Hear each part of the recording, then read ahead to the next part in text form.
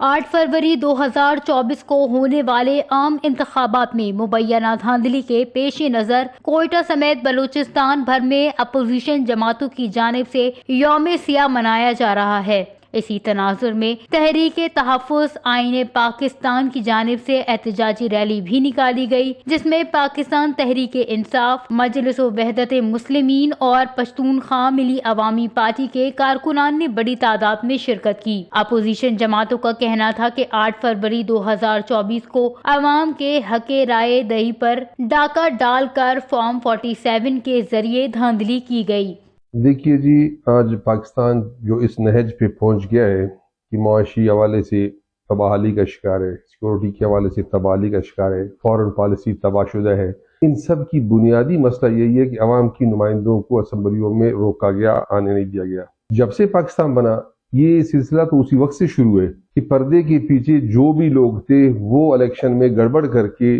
جو عوام چاہتے تھے ان کو نہیں لایا جاتا تھا، لیکن کوئی پرسنٹیج ان کا حساب کتاب تھا۔ لیکن جو لاسٹ 8 فروری کو الیکشن ہوا ہے 2024 میں سمجھتا ہوں کہ پاکستان کی تاریخ میں یہ سب سے اتنا اس میں گڑبڑ کیا گیا کہ اوپنلی۔ دیکھیے جی، جو آج کا دن ہے، ٹھیک 1 سال پہلے اسی دن الیکشن ہوئے تھے، اور جو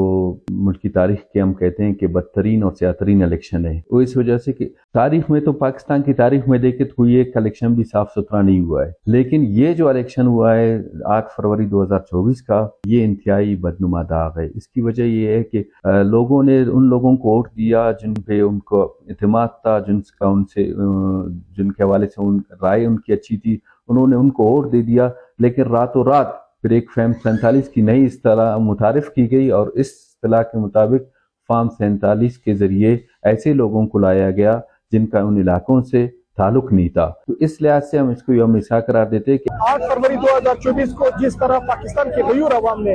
پاکستان تحریک انصاف کے نامزد امیدوار کے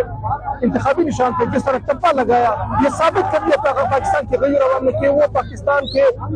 تحریک انصاف کے نظریے اور سوچ و فکر کے ساتھ وہ کھڑے ہیں۔ اپوزیشن جماعتوں نے مزید کہا کہ اگر ملک میں عوام کے ووٹوں کا احترام نہیں کیا گیا تو یہ سمجھا جائے گا کہ ریاست کی سلامتی کے حوالے سے اسٹیبلشمنٹ سنجیدہ نہیں ہے۔ ساتھ ہی انہوں نے یہ بھی کہا کہ حقیقی نمائندوں کے بغیر پارلیمنٹ کی بالادستی ممکن نہیں ہے۔ وش نیوز، کوئٹہ، بلوچستان۔